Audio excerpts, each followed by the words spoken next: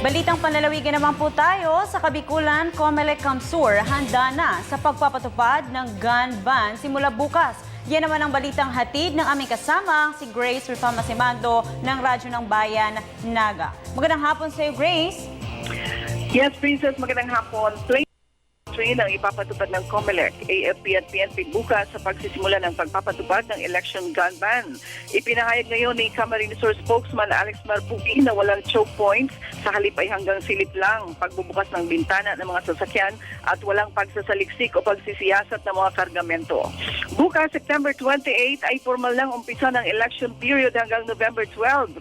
Mahigpit na ipinagbabawal ang pagdadala ng armas, wala ng lipatan, transfers o movements sa mga empleyado ng pamahalaan, lalo na sa local level.